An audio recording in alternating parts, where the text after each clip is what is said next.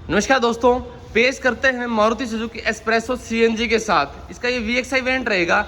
Recently company ने कुछ update किए हैं। अब आपको LXI ऑप्शनल और VXI ऑप्शनल ही भविष्य में मिला करेगा, जो कि अभी ड्यू है, थोड़े दिनों बाद आपके सामने पेश करेगी कंपनी। लेकिन आप ये मान के चलें, जो LXI ऑप्शनल है वो एक्चुअल में VXI के तौर पर ही प्रेजेंट किया जाएगा।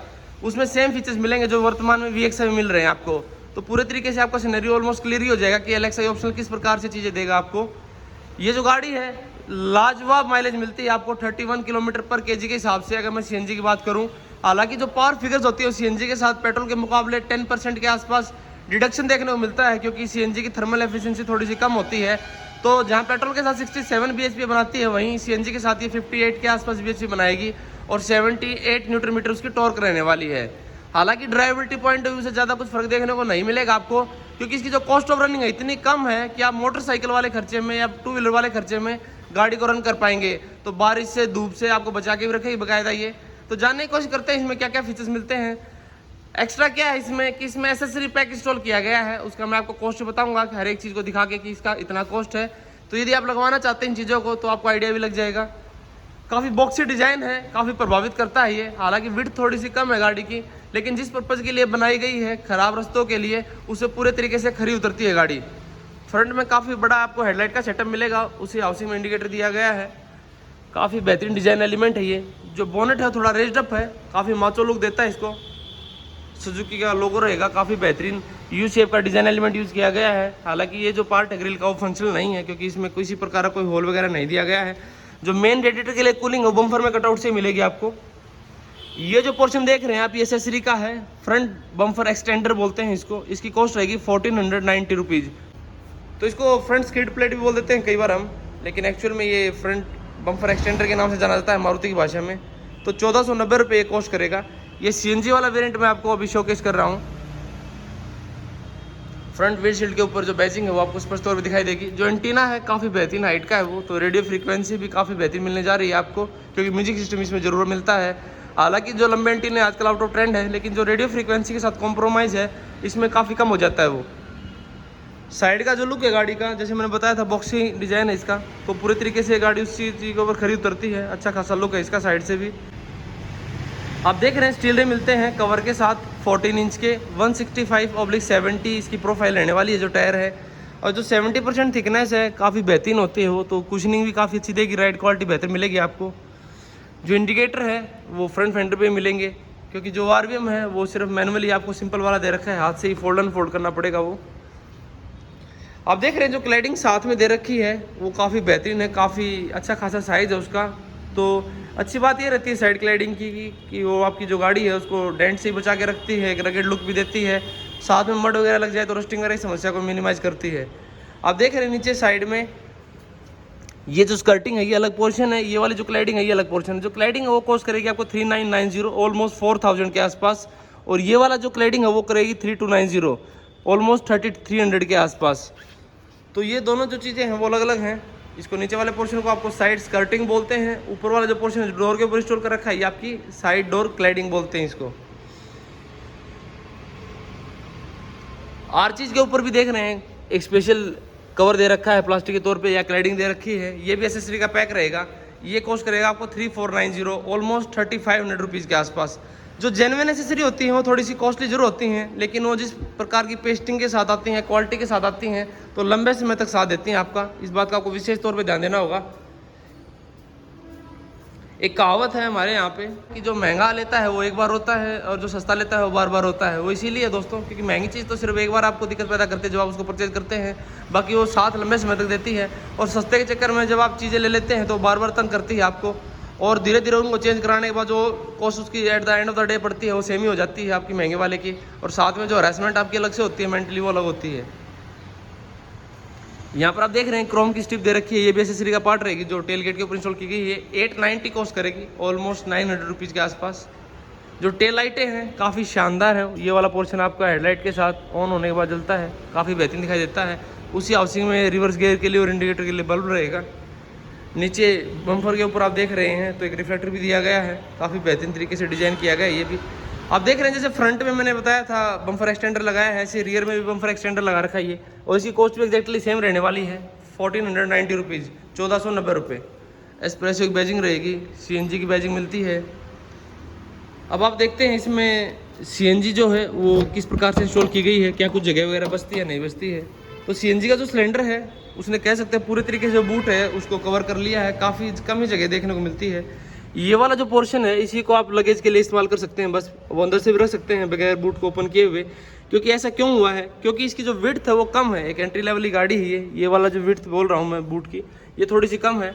तो इससे होता क्या है कि जो आपका आजकल वैगनार में सिलेरियो में आपने देखा है कि वर्टिकली साइड में जो स्पेयर व्हील है उसको इंस्टॉल कर दिया जाता है, तो इससे नीचे जाने की संभावना इसकी बन जाती है और जो स्पेस है वो अच्छा खासा एक्सेसिबल हो जाता है। लेकिन इसमें विड्थ कम है तो स्पेयर व्हील आपका नीचे की तरफ दे रखा है, जैसे वीडियो के माध्यम देख रहे हैं। इस वजह से जो सिलेंडर है उसको ऊपर रखा गया है। इसको एक्सेस कैसे करता है स्पेयर व्हील को मैं भी थोड़ी देर में दिखाऊंगा, आपको आइडिया लग जाएगा। बाकी जो कहना तात्पर्य यही है कि जो लगेज वगैरह रखने के लिए जगह बच जाती है सीएनजी सिलेंडर के बाद, तो थोड़ी सी मिनिमाइज जरूर हो जाती है। वैसे जो इसका बूट आता है 230 या 240 लीटर के आसपास का, वो डिसेंट है साइज़ के हिसाब से। लेकिन सिलेंडर रखने के बाद मेरे हिसाब से 50-60 लीटर के आसपास का ही बचा होगा, तो कॉम्प्रोमाइज़ तो देखने को मिलता है दोस्तों। अब जाते हैं गाड़ी के अंदर, वहाँ बताता हूँ। क्योंकि इसमें इंटीरियर के लिए भी एक पैक इंस्टॉल किया गया है जो 4990 5,000 के आसपास कॉस्ट करता है। जो डोर ओपनिंग लीवर है देखिए ब्लैकआउट मिलेंगे आपको, बॉडी कलर में नहीं मिलेंगे। उसकी पहला जो डिज़ाइन एलिमेंट हो ये रहेगा, देखिए ये भी एसेसरी का पार्ट रहेगा जो इंटीरियर के लिए इसमें इंस्टॉल की गई है। ये पूरा पैक है जो 4990 का है, ये इंडिविजुअल पार्ट वाइज रेट नहीं है। यहाँ बॉटल ऑर्डर मिलता है आपको, यहाँ क्लॉथ वगैरह रख सकते हैं डस्टिंग के लिए। जो डोर की ओपनिंग है देखिए काफ़ी ज़्यादा वाइड है वो, तो इंग्रेस या एग्रेस करते समय कोई भी परेशानी आपको आने वाली नहीं है। और ना ही गाड़ी की 180 mm ग्राउंड क्लियरेंस जरूर है, लेकिन बहुत ज़्यादा भी नहीं है कि आपको गाड़ी के अंदर बैठने में किसी प्रकार की कोई दिक्कत आए। जो ORVM है उसके लिए देखिए कोई जोकी वगैरह भी नहीं दे रखी है अंदर, तो ये चीज़ जरूर आपको हाथ से उसकी सेटिंग करनी पड़ेगी। खोलना बंद तो करना ही पड़ेगा, साथ में उसकी सेटिंग भी आपको फिंगर या हैंड से ही करनी पड़ेगी। जो ड्राइवर सीट है वो सिर्फ बैकरेस्ट के लिए एडजस्टेबल मिलती है, हाइट के लिए नहीं मिलेगी। यहाँ से आप फ्यूल कैप को या बूट को एक्सेस कर सकते हैं, लीवर दे रखे हैं।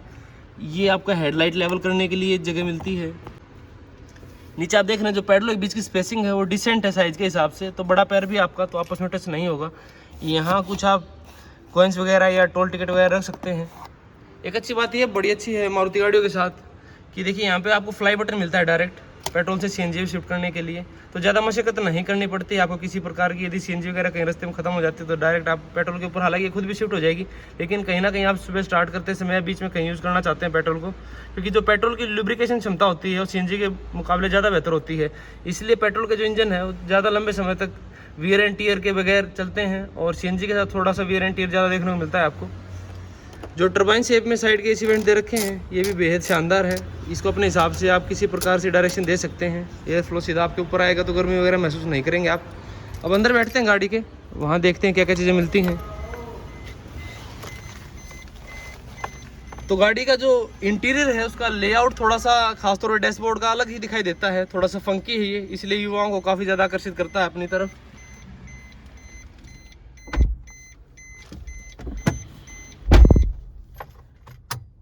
ये ब्राइटअप कैसे होता है मैं दिखाता हूँ। देखिए ऑरेंज कलर की जो बैकलाइट है उसके साथ ये ब्राइटअप होता है, काफ़ी जानकारी देगा आपको सीएनजी कितनी है, पेट्रोल कितना है। लेफ्ट साइड में जो गेज है वो पेट्रोल का रहेगा और राइट साइड में जो गेज है वो आपका सीएनजी के बारे में जानकारी देगा। इसमें बाकायदा मेंशन भी कर रखी हैं चीज़ें जिससे आपको आइडिया लगे, क्योंकि कई बार गलतफहमी हो जाती है, वैसा नहीं होगा इसमें। जो डिजिटल है पूरी तरीके से वो स्पीडो कंसोल रहेगा आपका। यहाँ पर कुछ आरपीएम मीटर वगैरह, कुछ और जानकारी, इंजन की जो वार्निंग लाइट्स वगैरह होती हैं ब्राइटअप हो रखी हैं। इसी प्रकार का इंस्ट्रूमेंट क्लस्टर आप नई जो K10 Alto के नाम से अभी लॉन्च हुई है तो उसमें दिखाई देगा, बिल्कुल सेम टू सेम वैसा ही है। 2 दिन का म्यूजिक सिस्टम है इसमें, देखिए लो फ्यूल की वार्निंग आती है, और ये ब्लूटूथ को सपोर्ट करता है। टेलीफोनिक कंट्रोल भी दे रखे हैं इसमें, और ये बहुत आसानी से एक्सेसिबल है, अच्छी खासी हाइट पे है ये, तो आसानी से ऑपरेट करते समय आपको तो कोई दिक्कत नहीं आएगी। अगर ऑक्स लगाना चाहते हैं या यूएसबी लगाना चाहते हैं तो यहाँ पे कटआउट दे रखा है उसके लिए। जो पावर विंडो है देखिए उसके लिए जो कंट्रोल है बड़े ही यूनिक तरीके से दिया गया है इसमें, यहाँ पे सेंटर में मिलेगा। क्योंकि एक अच्छी बात ये रहती है इसकी, हालांकि ये अनकन्वेंशनल डिजाइन है, लेकिन इसका बेहतर ये है कि आप जैसे बारिश वगैरह आ रही है, डोर ओपन करते हैं तो यहाँ पे जो बटन है उसमें पानी गिर के उसको खराब होने की समस्याएं बहुत रहती हैं, तो यहाँ होने के बाद वो समस्या से जूझना नहीं पड़ेगा आपको किसी भी क्षण। मैनुअल एसी रहेगा, नीचे आप देख रहे हैं 12 वोल्ट का सॉकेट मिलता है एक, यहाँ कुछ स्पेस जरूर मिलता है मोबाइल वगैरह रखने के लिए। जो को ड्राइवर या ड्राइवर दोनों अपनी चीज़ें रख सकते हैं यहाँ पे, आसानी से रीच में रहेंगी वो।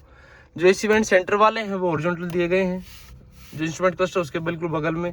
काफ़ी यूनिक डिज़ाइन है इसका, इसलिए काफ़ी ज़्यादा युवा को अपनी तरफ आकर्षित करता है। ये जो स्टीयरिंग व्हील है वो नॉर्मल जो मारुति गाड़ी में हमारा बिल्कुल वैसा ही मिलेगा आपको। राइट साइड में उसमें आपको हेडलाइट के कंट्रोल मिलेंगे, लेफ्ट साइड में आपको वाइपर वॉशर मिलने जा रहा है। देखिए मैं पैर जो बता रहा था, स्पेसिंग जो है काफ़ी डिसेंट है, देखिए तो कोई समस्या आने वाली नहीं है।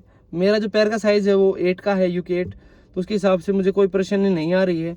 और जो सीटों का कंफर्ट है वो हमेशा से मारुति का एक प्लस पॉइंट रहता है। तो मेरी हाइट 5 फुट 10 इंच है, मैं बेहद ही शानदार तरीके से बैठा हूँ। अंडर थाई स्पॉट वगैरह, बैक रेस्ट वगैरह सब कुछ स्पॉट ऑन है। हल्की हल्की बोस्टिंग मिलती है आपको, तो लेन चेंज करते समय आपको पकड़ के रखेगी, दाएं बाएं नहीं जाने देगी। CNG के साथ जो गाड़ी का आउटपुट रहता है वो 58 का रहता है। नॉर्मल जो पेट्रोल इंजन के साथ आती है उसका 67 रहता है, लेकिन जो माइलेज निकाल के दे रहा है 30 प्लस की पर केजी CNG के साथ। अगर 7 to 8 kg CNG अगर फुल प्रेशर के साथ इसमें आ जाती है सिलेंडर में, तो 200 प्लस की रेंज मेरे हिसाब से काफ़ी डिसेंट है साइज के हिसाब से गाड़ी के। वैनिटी मिरर वगैरह नहीं मिलता है नॉन ड्राइवर साइड वाले सनसेट पे, और ड्राइवर साइड वाले पे भी आपको कुछ नहीं मिलता है। ये चीज़ की कॉस्ट कटिंग यहाँ की गई है। जो IRVM है उस पर टॉगल भी नहीं मिलेगा, तो हाथ से आपको सेटिंग करनी पड़ेगी उसकी डे नाइट के हिसाब से। जो डोर ओपनिंग लाइट है वो येलो रहने वाली है। तो फ्रंट में दिया कुछ मिलता है दोस्तों। अगर 5 स्पीड का गियरबॉक्स दिखाना चाहूँ मैं आपको, तो ठीक ठाक ऑपरेशन है, थोड़ा सा हार्ड है लेकिन कुछ समय के बाद आप यूज्ड हो जाएंगे।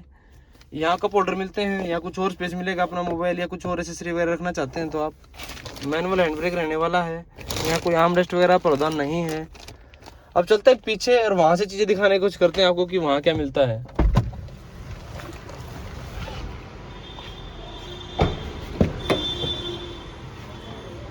सबसे पहले तो जैसे फ्रंट का डोर की वाइड ओपनिंग थी रियर की, वैसी है। ऑलमोस्ट 85 to 90 डिग्री के आसपास रहेगी ये। काफ़ी आसानी से, काफ़ी बड़ा एरिया निकल के आता है अपर्चर का, तो आसानी से इंग्रेस कर सकते हैं आप। जैसे फ्रंट डोर पे इंस्टॉल किया गया था डिजाइन एलिमेंट सिल्वर फिनिश में, वैसे पीछे वाले डोर पे मिलेगा आपको। इसने इसके लुक में 4 चांद लगा दिए दोस्तों, सच मानिए मेरा सबसे फेवरेट रहेगा जितनी वैसे मैंने दिखाई है। पीछे वाली जो विंडो है वो मैनुअल रहने वाली है VXI में, तो ये चीज़ की कॉस्ट कटिंग की गई है यहाँ पे। जो स्पेयर व्हील है उसको एक्सेस कैसे करना है, देखिए जो ये रियर सीट दे रखी है आपकी, खासतौर पर इसका बैकरेस्ट जो है वो पूरे तरीके से बेंच फोल्ड है, 60/40 का प्रावधान नहीं है उसमें। तो दोनों तरफ लीवर दे रखे हैं, उससे आपको इसको अनओपन करके अनलॉक करके आगे की तरफ इस प्रकार से डालना है। ये 2 तरीके से काम ले सकते हैं आप। यदि आपके पास बंदे कम ट्रैवल कर रहे हैं और लगेज ज़्यादा है तो इसको फोल्ड करके आपका जो लगेज वाला एरिया है इसको एक्सटेंड भी कर सकते हैं। दूसरा जो स्पेयर व्हील है देखिए वो यहाँ से एक्सेस करना है आपको। ये वाला जो लोग है इसको अनलॉक करके यहाँ से आसानी से निकल आएगा, क्योंकि इसकी जो ओपनिंग है काफ़ी वाइड है, आसानी से इसको आप निकाल सकते हैं। दूसरा, यदि कोई एक्सपेंसिव चीज़ भी आप साथ में कैरी कर रहे हैं तो उसको यहाँ पे रख सकते हैं, वो एक तरीके से हाइड हो जाएगी, छिप जाएगी। तो हर प्रकार की सेफ्टी के साथ भी ये गाड़ी ने बड़ा स्मार्ट इसमें दिया गया है। जो सीटें हैं वो काफ़ी ज़्यादा फ्लैट हैं, काफ़ी अच्छी हैं, तो 2 बंदे और एक छोटा बच्चा आसानी से बैठ पाएगा। यदि हैवली बिल्ड नहीं है तो 3 बंदे ही बैठ सकते हैं पीछे। अब अंदर बैठ के दिखा भी देते हैं आपको। जो हेडरेस्ट है वो फिक्स रहेंगे लेकिन रेस्ड अप रहेंगे, तो आपकी गर्दन वगैरह आसानी से इसके ऊपर रेस्ट कर सकती है। ये अच्छा काम किया है मारुति ने। आगे वाली जो सीट है वो मेरी हाइट के हिसाब से मैंने सेटअप कर रखा है उसका। उसके बाद देखिए नी स्पेस कितना शानदार मिलता है। मेरी जो हाइट है मैं रिपीट कर देता हूँ 5 फुट 10 इंच है, तो इतना अच्छा अगर नी स्पेस मिलता है तो मेरे हिसाब से बहुत बेहतरीन काम किया है। बाहर से देखने के बाद शायद आपको ये लगेगा कि नी स्पेस कम मिलेगा या कम स्पेस होगा गाड़ी के अंदर, क्योंकि बॉक्सी डिज़ाइन है, तो मुझे पूरा ये अनुमान था कि अंदर स्पेस अच्छा मिलेगा। और मारुति की किसी भी गाड़ी में आपको स्पेस पॉइंट ऑफ व्यू से कभी तकलीफ हुई नहीं। पीछे यहाँ पे भी कुछ कटआउट दे रखा है बोट होल्डर के तौर पे, क्योंकि आप देख रहे हैं डोर पे किसी प्रकार का बोट होल्डर वगैरह नहीं मिलता है, तो सेंटर में एक ही मिलेगा, यहीं पे दे रखा है। वो जो फ्लोर रैंप है वो ना के बराबर ही है, तो सेंटर में जो बंदा बैठेगा उसको ज़्यादा जद्दोजहद नहीं करनी पड़ेगी लेग स्पेस के लिए। जो गाड़ी की विड्थ है देखिए वो डिसेंट है। मैंने अपना जो हैंड है वो आगे तरफ स्ट्रेच कर रखा है, तो कह सकते हैं आप, जैसे मैंने स्टार्टिंग में बताया था अभी थोड़ी देर पहले कि 2 बंदे 1 बच्चा ही बैठ पाएगा। और अगर ज़्यादा हैवी बिल्डअप नहीं है, बिल्कुल हल्के बिल्डअप के हैं आप, तो 3 बंदे बैठ सकते हैं पीछे, क्योंकि विड्थ थोड़ी सी कम है गाड़ी की। ग्रैब हैंडल मिलते हैं आपको फिक्स वाले, रिट्रैक्टेबल वाले नहीं मिलेंगे। पीछे जो लुक है देखिए काफ़ी डिसेंट है, एक फंकी लुकिंग गाड़ी है, खासतौर पर अगर इंटीरियर की बात की जाए तो। जो सीटों के कंफर्ट की बात करूं तो बैक रेस्ट वगैरह ठीक ठाक है, बहुत ज़्यादा कंफर्टेबल तो नहीं बोल सकता मैं, क्योंकि जो बूट है उसका स्पेस मेंटेन रखना ज़रूरी था, लेकिन ठीक है, कुछ दूरी आप तय करेंगे तो थकावट महसूस नहीं होगी। अंडर थाई स्पेस वगैरह में कोई कमी नहीं है, वो बिल्कुल ओके है दोस्तों, ठीक ठाक बैठा हूँ मैं। ज़्यादा निजप नहीं बैठते हैं आप, तो जो कंफर्टेबल पोजीशन है उसके हिसाब से सीटें बनाई गई हैं। तो इस प्रकार से जानकारी रहेगी दोस्तों, काफ़ी अच्छी गाड़ी है। दो चीज़ें बड़ी ज़बरदस्त हक में जाती हैं। एक तो इसका सीएनजी के साथ जो ऑप्शन है उसमें माइलेज बहुत ज़बरदस्त निकाल के देती है। दूसरा जो कि एसयूवी है, ग्राउंड क्लियरेंस 180 mm के आसपास की जो मिलती है आपको, वो पूरे तरीके से सक्षम है हर प्रकार के खराब रास्ते को टैकल करने के लिए।